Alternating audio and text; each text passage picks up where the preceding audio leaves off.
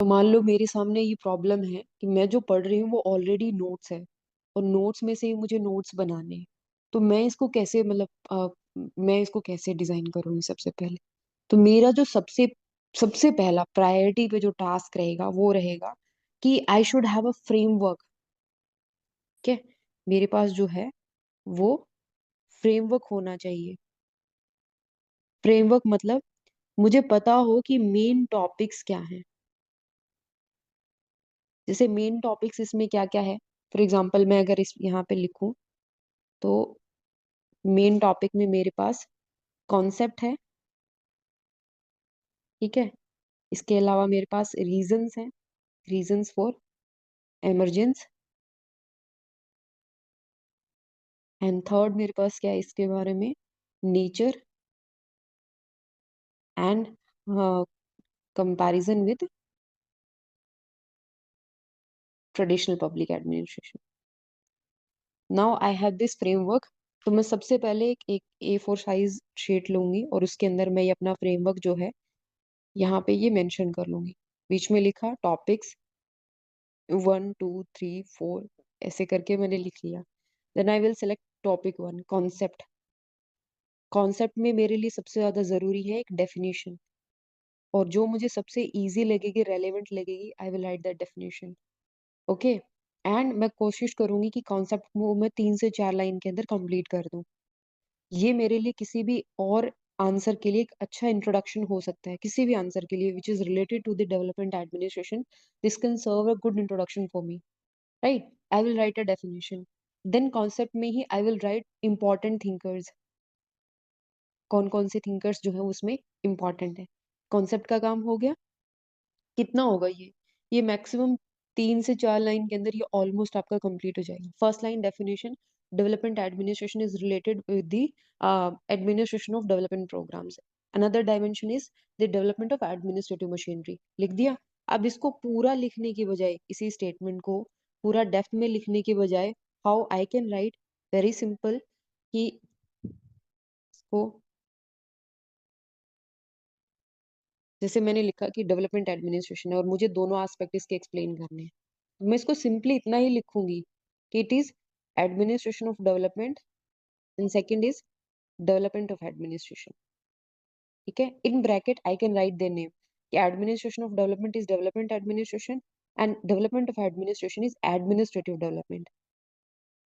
इसके रिलेटेड कोई थिंकर है पर्टिकुलर जिसने इस बारे में कुछ बोला है, तो I can write thinkers name, and मेरा ये नोट्स तैयार है। ठीक है, अगर मुझे पता है चीजों को तो मैं इसको फर्दर एक्सपैंड कर सकती हूँ, बट मैं अपने शॉर्ट नोट्स में इससे ज्यादा नहीं इंक्लूड करूंगी। इससे ज्यादा तो नहीं। हाँ, मैं इसको रिकॉल करके देखूंगी और मुझे नहीं समझ में आएगा, I will go back to the main notes and बाद में रिकॉल कर सकती हूँ। नहीं भी याद आ रहा उन मोमेंट, मेरे पास रिसोर्स तो है, मेरे पास ओरिजिनल नोट्स है, मैं नोट्स पे जा करके वापस चेक कर सकती हूँ। सेकंड, हमने कॉन्सेप्ट पढ़ लिया। उसके बाद में रीजंस फॉर इमरजेंस है। अब रीजंस मैंने यहाँ पे आपको डेप्थ में दे दिए कि रीजंस आपको, यहाँ पे इतने सारे रीजंस है। कैसे लिखोगे इन रीजंस को? ये सारी लाइंस थोड़ी ना लिखोगे। रीजंस याद करो, कंपैरेटिव एडमिनिस्ट्रेशन में मैंने आपको बताया था, वहां उसी फॉर्मेट में कि रीजंस क्या थे, इमरजेंस ऑफ डेवलपिंग कंट्री, इस तरीके से यूएन स्पॉन्सर्ड प्रोग्राम, जस्ट ये वाला जो मतलब अप्रोच होगी आपकी। मैंने सिंपली लिखना स्टार्ट किया रीजंस, और रीजंस में 1 2 3 4 5 ऐसे लिख सकती हूँ मैं कि emergence of third world country, aid programme, ठीक है, फेलियर ऑफ वेस्टर्न मॉडल, बस। ओके, या यहाँ पर भी लिख सकती हूँ रोल ऑफ कैग। मीन्स बस खाली कीवर्ड्स लिख लिए। कीवर्ड्स हम्म, बस, दैट्स द की। इससे ज्यादा ये शॉर्ट में, इससे ज्यादा मतलब पहली बात तो डिटेल में लिखने की जरूरत नहीं है, क्योंकि पास आपके पास ओरिजिनल नोट्स हैं। व्हेनेवर यू नीड आप यहाँ पर आ सकते हो कीवर्ड्स के थ्रू। चलो, thank you for pointing out this. Okay, तो इट विल मैम रियली यही सेव काम योर फिर टाइम। अपने आपने जीएस में भी कर सकते हैं, जैसे मान लो किताब पढ़ी मैंने मॉडर्न हिस्ट्री की, तो मैं मॉडर्न हाँ, हिस्ट्री की बुक में जो पढ़ूंगा उसमें भी खाली कीवर्ड्स ही कीवर्ड्स लिख लूं। अगर मेंस के लिए प्रिपेयर कर रहे हो ना, मेंस के लिए तो उससे बेहतर कुछ हो ही नहीं सकता। प्री के लिए कर रहे हो तो हमेशा जो नोट्स होते हैं ना अपने, देखो हर एक इंसान की अलग अप्रोच हो सकती है, बट फॉर मी इफ हाँ, I have to write the history, I have to not write but I have to understand the history. History is one of my हाँ। Graduation subject. तो how I use to remember the things, मैं हमेशा एक timeline लेके चलती हूँ। मैंने मान लो ये A4 साइड शीट ली, तो आई विल हाँ, ऑलवेज टेक, मतलब मैंने रूलर लिया, एक यहाँ पे लाइन लगाई, एंड यहाँ से मान लो मैं 1940 से स्टार्ट कर रही हूँ, right? I will right what happened in 1940, simple, ठीक है? Reasons, 1 or 2 reasons, outcome, 1 or 2 outcomes, जो भी प्रोमिनेंट आउटकम रहे होंगे। मैं इस तरीके से इस चीज को एक्सप्लेन कर सकती हूँ। उसके बाद में 1940s में जो आउटकम रहा, आउटकम की वजह से कुछ नया इंसिडेंट हुआ, यहाँ पे डेट लिखी 1941, and it is the result of this outcome. Then इसके रीजंस, इसके भी आउटकम्स, फिर आउटकम की वजह से नया इवेंट हुआ, ईयर लिखा। मैं हमेशा उसको टाइम के साथ में पढ़ूंगी। टाइम से मुझे एक तो सीक्वेंस समझ में आएगी और मेरे लिए आसान होगा चीजों को इंटरप्रेट करना। ओके, हिस्ट्री की ये अप्रोच रहती है मेरी। तो जैसे एक बुक का बना रही हूँ, मान लो कि स्पेक्ट्रम पढ़ाया आपने मॉडर्न इंडियन हिस्ट्री का, तो उसको एक एक चैप्टर करके पढ़ रहे हो आप। आपने हम्म। मान लो स्टार्ट किया कि यहाँ से मतलब मॉडरेट फेज से एक्सट्रीमिस्ट फेज से आपने चार चीजें चालू की हैं, और मतलब आपको हम्म। एंड तक जाना है, मतलब इंडिपेंडेंस तक जाना है। हम्म। चैप्टर्स उसमें दे रखे हैं, तो मतलब आपकी हम्म। क्या अप्रोच रहेगी उनको लेकर? मॉडरेट फेज जो है मेनली आपका 1885, हालांकि स्टार्ट उससे पहले होता है, बट इंडियन पॉलिटिक्स में 1885 से लेकर के 1905 तक डोमिनेट करता है, राइट? यस। उसके बाद में आपका एक्सट्रीमिस्ट फेज आ जाता है। तो फर्स्ट ऑफ यस। ऑल मेरी अप्रोच रहेगी, मुझे 1885 से 1947 तक लेकर के चलना है। तो अगर मैं बिल्कुल, मुझे कोई आइडिया नहीं है हिस्ट्री का, मैं अगर इसको फर्स्ट टाइम पढ़ रही हूँ, तो मेरी जो अप्रोच है वो रहेगा फोकस, कि 1885 से लेकर के 1947 तक जो इम्पोर्टेंट इवेंट हुए हैं, जो भी इम्पोर्टेंट इवेंट हुए हैं, मैं उनकी एक लिस्ट बनाऊंगी सबसे पहले। ठीक है? 1885 में फॉर्मेशन ऑफ कांग्रेस, नाइन, और इम्पोर्टेंट की हर एक चीज की नहीं, 1905 में स्वदेशी मूवमेंट हुआ है, 1919 1909 में एक्ट आया है, 1915 में गांधी जी वापस आए हैं, 1919 में आपका फिर से एक्ट आया है, 1920 में आपने नॉन कॉपरेशन मूवमेंट स्टार्ट करा है, 1922 के अंदर आपका चोरी चोरा इंसिडेंट हुआ है, देन 30 में आपने again Dandi march and civil disobedience movement start करे। तो I will just mention all the important things, okay, in a page, and then on next page I start reading reading with the, मतलब जो भी मेरा first है। जब भी मुझे कोई नया टॉपिक पढ़ना होता है, जिस जैसे हिस्ट्री तो फिर भी चलो मुझे पता है, बट ऐसा कोई टॉपिक जिसके बारे में मुझे कोई आइडिया नहीं है, तो I always take help from 5W+1H। ठीक है?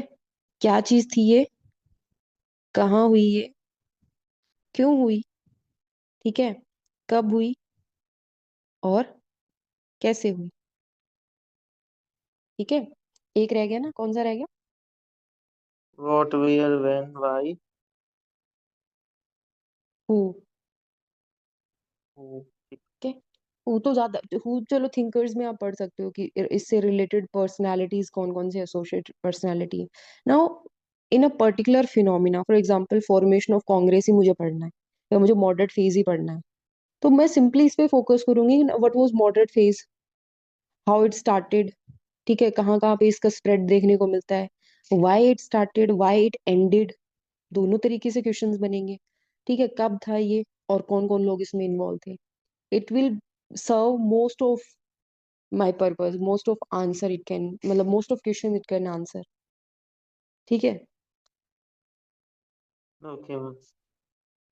ये स्टार्ट क्यों हुआ, वेरी सिंपल, हम्म। और ये खत्म क्यों हुआ, बस ये लिखो। ठीक।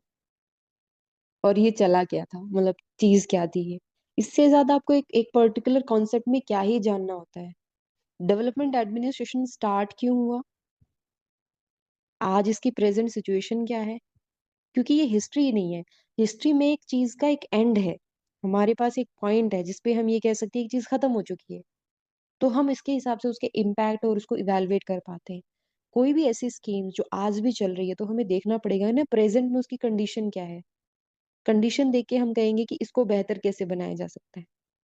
अगर वो बेहतर है तो केस स्टडी होगी, बेहतर नहीं है तो उसमें हमारे पास सजेशंस होंगे। पॉलिटी है, पॉलिटी में आप इशू पढ़ते हो, जैसे आपने पढ़ लिया गवर्नर, मतलब डिबेट चलती रहती है गवर्नर और सीएम के बीच में, दिल्ली के अंदर, पौंडीचेरी के अंदर। आपने ये इशू पढ़ा पूरा, ये इशू है क्या, स्टार्ट क्यों हुआ, ठीक है, डेप्थ में पढ़ बताओ कैसे, कॉन्स्टिट्यूशनल प्रोविजंस क्या क्या है, इनके बारे में मेंशन करो, एंड हाउ टू सॉल्व, इससे रिलेटेड सुप्रीम कोर्ट जजमेंट क्या है, सॉल्यूशन में भी देखो किस किसने सॉल्व कर रखा है, go for the supreme court judgement, आपके पास कोई प्रोमिनेंट एग्जांपल है उसको कोट करो। देखो, जैसे इसी को मैं थोड़ा डिटेल में बताती हूँ आपको। पॉलिटी में आप बहुत सारे इश्यूज पढ़ते हो, गवर्नर इशू है, ऑफिस ऑफ प्रॉफिट है, आपके पास पॉलिटिकल रिफॉर्म है, इलेक्टोरल रिफॉर्म है, पार्लियामेंट की जो एफिशिएंसी है वो डाउन जा रही है, जुडिशरी को लेकर के कंसर्न है, सारी चीजों को लेकर के कंसर्न है हमारे पास। तो what we use to do, हम सबसे पहले बताएंगे आपको कि ये पूरा मुद्दा क्या है, ठीक है। हम एक तरफ तो बात करेंगे, मतलब दो ही एस्पेक्ट पे बात होगी पूरे इशू में, इश्यूज एंड सॉल्यूशन। इशू में आपको पता होना चाहिए when it started, how it started and why it started. Okay, एक पॉइंट और ऐड कर लो, वेयर इट स्टार्टेड, और एक पॉइंट और ऐड करना, हु स्टार्टेड इट। क्या, कोई भी मूवमेंट हुआ, किसने शुरू किया, कैसे शुरू हुआ, क्यों शुरू किया, कहाँ शुरू किया, हो गया, कब शुरू किया गया, इश्यूज आपको समझ में आ गए।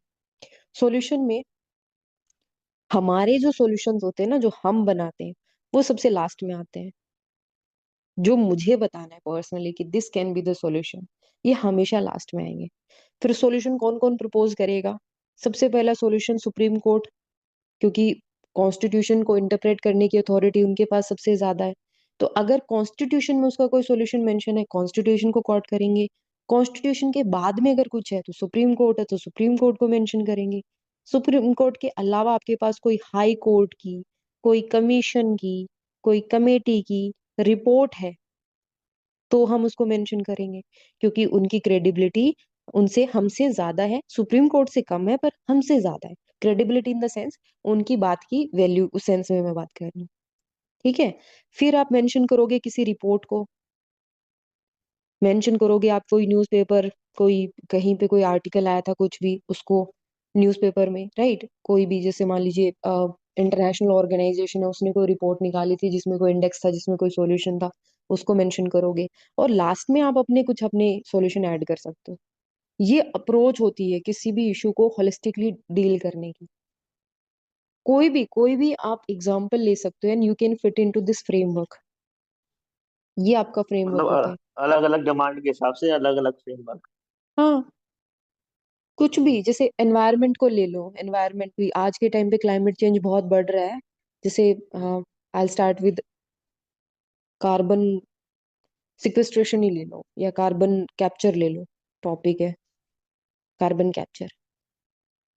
तो क्या है ये इशू कार्बन कैप्चर, कैसे स्टार्ट हुआ, कब किसने स्टार्ट करा, कार्बन कैप्चर कैसे काम करता है, क्यों हम ये अडॉप्ट कर रहे हैं, कहाँ से इसकी शुरुआत होती है, और किन लोगों, मतलब कौन कौन से मेथड्स हैं जिनके थ्रू हम कार्बन कैप्चर करने की कोशिश कर रहे हैं, व्हाट आर द सॉल्यूशन। आज के टाइम पे बहुत सारी प्रॉब्लम्स है, हम इसको और बेहतर कैसे बना सकते हैं कार्बन कैप्चर को, राइट, इसके रिगार्डिंग क्या क्या हमारे पास, कौन सी कमेटी ने इसको रिकमेंड किया है, या कौन सी कंट्रीज को अडॉप्ट कर रही हैं। एंड देन लास्ट में आप अपनी तरफ से कुछ सॉल्यूशन को सजेशन दे सकते हो। ठीक यस है, मैम। ये यही फ्रेमवर्क होगा, इसके अलावा इसमें और क्या ऐड करोगे? फिर तो वो रिसर्च वाली बात होगी। फिर तो आप एक लिमिटेड टाइम में किसी भी टॉपिक को डेप्थ में नहीं कवर कर पाओ, मतलब ये होगा कि अनएंडिंग है, अनएंडिंग है ये कोई भी टॉपिक उठा लो, इनके ऊपर डिबेट्स हो सकती हैं। आपसे पूछ लिया गया क्वेश्चन में, मान लो कि पब्लिक एडमिनिस्ट्रेशन में डाइकॉटमी का कॉन्सेप्ट कहाँ है, तो डाइकॉटमी कहाँ स्टैंड कर रही है। अरे भाई, ये रिसर्च का टॉपिक भी हो सकता है, हम भी इस टॉपिक को लेकर के रिसर्च कर सकते हैं कि डाइकॉटमी कहाँ स्टैंड कर रही है। आपसे एक जर्नलिस्ट से ये क्यों पूछा जा रहा है? एक जर्नलिस्ट अंडरस्टैंडिंग होनी चाहिए आपकी। आपसे पूछ लिया गया मतलब वन नेशन वन इलेक्शन के लेकर के आपके क्या पर्सपेक्टिव है। तो ये तो कॉन्स्टिट्यूशनल डिबेट भी है, और ये तो अभी इम्प्लीमेंट नहीं हुआ है, बट इम्प्लीमेंट होगा तो हमारे कंसर्न बहुत सारे हैं। देखा जाएगा ये किस तरीके से हो सकता है, कैसे ये अ, एक तरीके से सामने आएगी ये चीज। हमारे पास स्पेशलाइज्ड नॉलेज थोड़ी ना इलेक्शंस की, हमारे पास जर्नलिस्ट अंडरस्टैंडिंग है। If I am a district collector of a particular district, और मेरी डिस्ट्रिक्ट के अंदर वन नेशन वन इलेक्शन ये होता है, तो मैं इसको कैसे देखती हूँ? मैं अगर इलेक्शन कमीशन होंगी तो मैं इस चीज को कैसे देखूंगी? That depends. मेरे पास एक जर्नलिस्ट पर्सपेक्टिव होना चाहिए, क्योंकि मेरे पास और बहुत सारे मुद्दे हैं। Being a district collector, I just don't have to concern with the one nation one election only. मुझे बहुत सारी चीजों पे और भी ध्यान देना है। तो मैं उन पे ध्यान दे पा रही हूँ कि नहीं दे पा रही, ये भी मैटर करता है। अल्टीमेट आपका जो है वो अवेयरनेस चेक किया जाता है। You must be more aware than the general public. Okay, but research भी नहीं करनी उसके ऊपर। You need to find a balance, because there are many things जो आपको एक साथ लेकर के चलनी पड़ेंगी। And that's ultimately UPSC demands, कि आपको बहुत सारी चीजें एक साथ लेके चलनी पड़ती हैं। आप एक पे बहुत फोकस नहीं कर सकते। ओके, ये चीजें आपको एनवायरनमेंट का पता होना चाहिए, आपको हिस्ट्री का पता होना चाहिए, आपको प्रेजेंटली जो सिचुएशन चल रही है उसका पता होना चाहिए, आपको वहाँ का जो सोशल कॉन्टेक्स्ट है वो पता होना चाहिए, आपको इकोनॉमिक उस पर्टिकुलर डिस्ट्रिक्ट के अंदर किस प्रकार की इकोनॉमिक एक्टिविटीज प्रेवलेंट है ये पता होने चाहिए। क्या वो डिस्ट्रिक्ट डिजास्टर प्रोन है तो किस प्रकार की डिजास्टर आ सकती है, आप कैसे उस डिजास्टर से डील करोगे ये पता होना चाहिए। वहाँ की ज्योग्राफी कौन सी क्रॉप वहाँ पे होती हैं, राइट, उनके बारे में आपको पता होना चाहिए। आपके अपने एडमिनिस्ट्रेशन के बारे में आपको पता होना चाहिए। इन सब के बारे में जर्नलिस्ट अंडरस्टैंडिंग रखो ना। आप वीट की कल्टीवेशन करने खुद तो नहीं बैठोगे, खुद बैठोगे तो आपको समझ में आएगा कि अच्छा वीट का ये बीज होता है, ये इस तरीके से होगा, इसके ये आउटकम्स निकलेंगे, सोइल ऐसी होनी चाहिए वैसी होनी चाहिए। But if you are just district collector, you should be aware ना कि नॉर्मल वीट के लिए क्या चीज चाहिए। नॉर्मल वीट के लिए कौन से सीजन में होती है, कौन सी सोयल में ये नॉर्मली होती है, उसका तो आपको पता होगा ना। इरिगेशन सिस्टम, कितना इरिगेशन चाहिए उसको भी, कम से कम प्रॉपरली पानी तो मिले। अंदाजा लगा सकते हो कि चलो रबी सीजन है, ठंड का मौसम है, तो उतनी ज्यादा रिक्वायरमेंट नहीं है जितनी खरीफ सीजन में होती। कॉमन नॉलेज डेवलप होती है, कॉमन सेंस डेवलप होती है उससे। हर एक को हर एक चीज नहीं पता होती। कुछ चीजें पता है तो कुछ ढंग के इंटरलिंकेज डेवलप किए जाते हैं जिसको हम कॉमन सेंस बोलते हैं। ओके, ये चीजें हैं। Okay, thank you so much. सही तरीका बताया अप्रोच करने। हम्म। हाँ मैम, ये सही तरीका बताया आपने अप्रोच करने का चीजों को अच्छी। हाँ, इससे ज्यादा और क्या करोगे मुझे ये बताओ कि आप कैसे अप्रोच करने का, आपके पास अगर कोई अल्टरनेटिव मेथड्स है, I really want to know. हाँ मैम, यही है बस, होलिस्टिक कवर कर सकते हैं किसी टॉपिक को कम समय में, हाँ। लंबे समय के लिए रिटेन रहेगी। सारे सवाल जो पॉसिबल उससे बनते हैं वो बना लें। How, where, when, why, who. तो सारे क्वेश्चन अपने आप उसमें कवर हो ही जाएंगे। हम्म। तो मैम जैसे कि अभी अपना एडमिनिस्ट्रेशन है, हम्म। जो पीडीएफ में देखना है तो उसको भी ऐसे फ्रेमवर्क बना के मतलब नोट कर लें, खाली कर लो, कीवर्ड्स। क्या दिक्कत है? क्या दिक्कत है? अपने नोट्स में आप ये मेहनत नहीं करोगे तो मुझे ये बताओ कि जो लिखना है लाइंस तो मैंने ही मेंशन कर दी, उसमें आपका क्या कंट्रीब्यूशन है, आपने क्या मेहनत करी इसमें? ठीक है। ये होता है इंटरनलाइज करना और एफर्ट लगाना, कि आपने उस पर्टिकुलर एस्पेक्ट को अपने हिसाब से लिखा। जब मुझे रिवाइज करना होगा मैं इसी फॉर्मेट में लेके चलूंगी। ठीक है। ठीक है। हम्म। ठीक। Okay. Okay, thank you. Okay.